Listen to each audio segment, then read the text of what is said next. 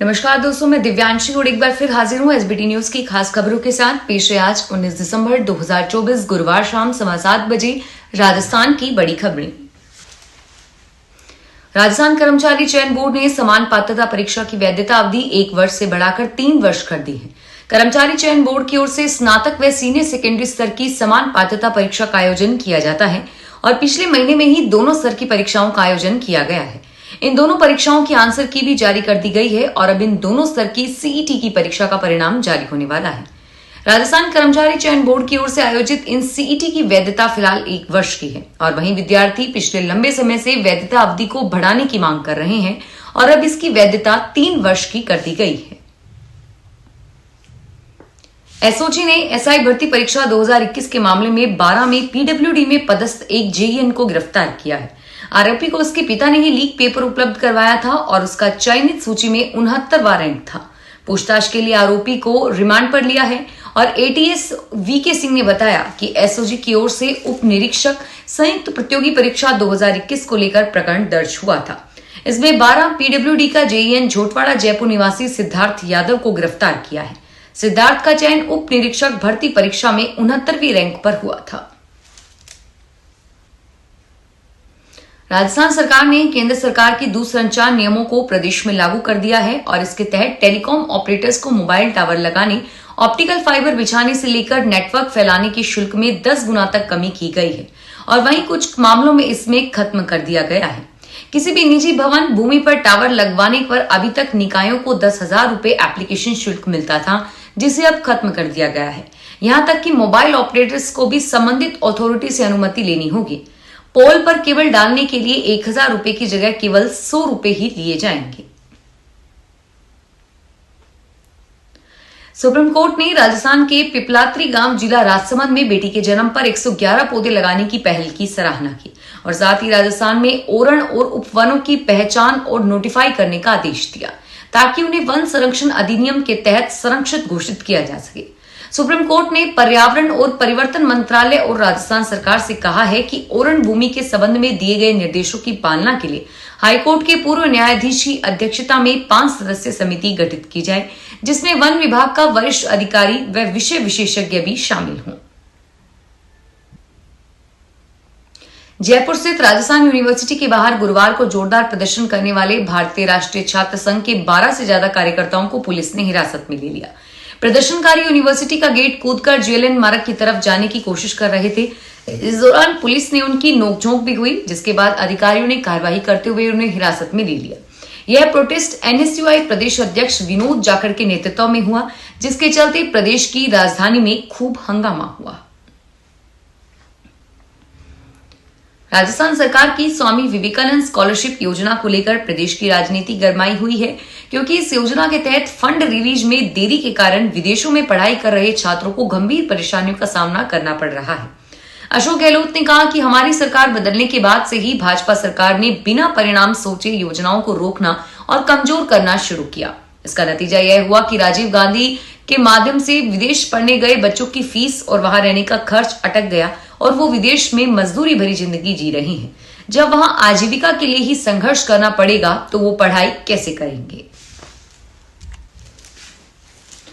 Rajasthan police सेवा के 8 अधिकारियों का आईपीएस में प्रमोशन हो गया है और अधिकारियों के नामों पर यूपीएससी बोर्ड मीटिंग में मोहर लग गई है। संभावना है कि अगले सप्ताह तक केंद्रीय मंत्रालय से इसे लेकर नोटिफिकेशन भी जारी हो जाएगा। इससे पहले दिल्ली में सिलेक्शन कमेटी की मीटिंग हुई थी और इसमें केंद्रीय मंत्रालय के अधिकारियों के साथ सीएस सुधांश पंत और एसीएस आनंद कुमार और डीजीपी भी शामिल हुए। 2023 में खाली हुए 8 पदों के लिए राजस्थान पुलिस सेवा से 24 अधिकारियों के नाम भेजे गए थे और बोर्ड ने इनमें से 197 बेंच के अफसर केवल राम और गोवर्धन लाल सेकरिया, 1998 बेंच के रतन सिंह, प्यारेलाल, शिवरान, सतवीर सिंह और सतनाम सही के नाम पर मोहर लगा दी है। शिक्षा मंत्री मदन दिलावर ने कहा है कि राजस्थान माध्यमिक शिक्षा बोर्ड की 10वीं 12वीं की परीक्षा अब 6 मार्च के करीब शुरू होगी। उन्होंने प्रैक्टिकल में एग्जामिनर की आवभगत करने को भी गंभीर बताया। 1 दिवसीय दौरे पर आज अजमेर और दिलावर ने बोर्ड ऑफिस में माध्यमिक शिक्षा बोर्ड और रीट परीक्षा को लेकर बैठक के दिशा निर्देश दिए। उन्होंने कहा कि माध्यमिक शिक्षा बोर्ड की परीक्षाओं से पहले मीटिंग होती है और सरकार इसकी समीक्षा करती है ताकि किसी भी प्रकार की दिक्कत न हो। अगर कोई परेशानी सामने आती है तो उसका निस्तारण पहले ही कर दिया जाता था। उन्होंने पिछले दिनों बिना कॉपी जांचे अंक देने के मामले को लेकर नाराजगी जताई और कहा कि यह मामला गंभीर है। दिल्ली मुंबई एक्सप्रेस वे के पूरी तरह से शुरू होने का इंतजार देश के करोड़ों लोगों को है। 1350 किलोमीटर लंबे इस एक्सप्रेस वे के अलग अलग स्टेशन को धीरे धीरे आम जनता के लिए खोला जा रहा है और इसी कड़ी में राजस्थान के कोटा और बूंदी से निकल रहे एक्सप्रेस वे के 80 किलोमीटर लंबे सेक्शन को ओपन कर दिया गया है।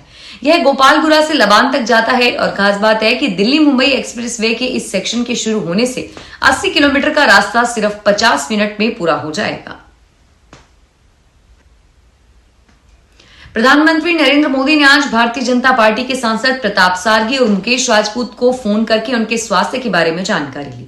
संसद परिसर में विपक्ष और सत्तारूढ़ गठबंधन के बीच कथित झड़प के बाद दोनों सांसदों के सिर में चोट लग गई थी और यह घटना राहुल गांधी द्वारा एक सांसद को कथित तौर पर धक्का दिए जाने के विवाद के बीच हुई, जबकि उन्होंने दावा किया था कि उन्हें संसद में प्रवेश करने से रोका गया था और कथित तौर पर उन्हें भी धक्का दिया गया था। नया साल शुरू होते ही आम उपभोक्ताओं की जेब पर और भार बढ़ने वाला है। देश की प्रमुख एफएमसी कंपनियां जैसे Hindustan Unilever, Dabur, Godrej, Nestle, Adani, Wilmer और अपने उत्पादों की कीमतें बढ़ाने की तैयारी में है। उत्पादन लागत और कस्टम ड्यूटी में बढ़ोतरी का असर अब चाय पत्ती, साबुन, तेल, क्रीम जैसे उत्पादों पर देखने को मिल रहा है। सितंबर 2024 में खाद्य तेल आयात पर ड्यूटी में 22% की वृद्धि के साथ पिछले एक साल में इसकी लागत में 40% तक का इजाफा हुआ है और इसी तरह चीनी, गेहूं के आटे और कॉफी के उत्पादन पर भी महंगाई का असर देखने को मिल रहा है।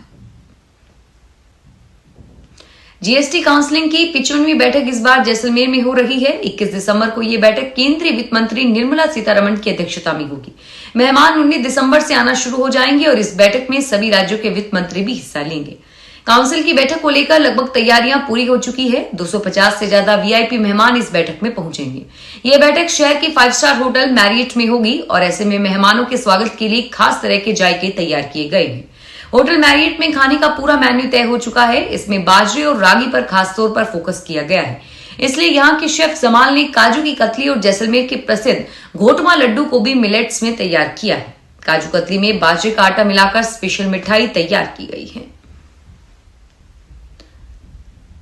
जयपुर शहर में गुरुवार सुबह टेंट कारोबारी और इवेंट कंपनी से जुड़े व्यापारियों के यहां इनकम टैक्स की टीमों ने छापेमारी की। टीम सुबह करीब 7:30 पर 24 से ज्यादा ठिकानों पर पहुंची और इनमें बनी पार्क, झोटवाड़ा, मालवीय नगर, राजा पार्क, आदर्श नगर शामिल है।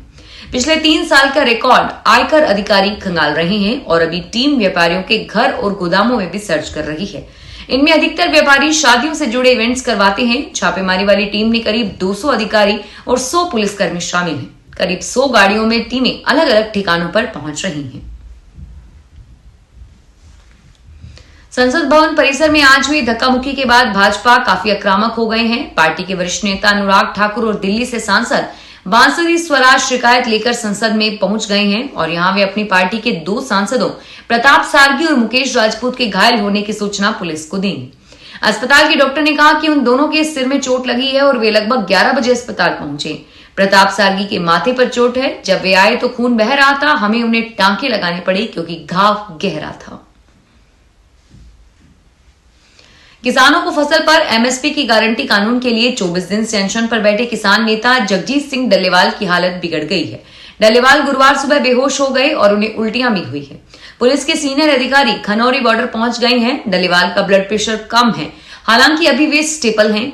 सुप्रीम कोर्ट ने गुरुवार को किसान आंदोलन पर सुनवाई की है और इस दौरान सुप्रीम कोर्ट ने पंजाब सरकार से सवाल किया कि 70 साल का आदमी 24 दिन से भूख हड़ताल पर है। कौन डॉक्टर है जो बिना किसी टेस्ट के डल्लेवाल को सही बता रहा है। फिलहाल इस बुलेटिन में इतना ही और फिर हाजिर होंगे तमाम बड़ी खबरों के साथ। धन्यवाद।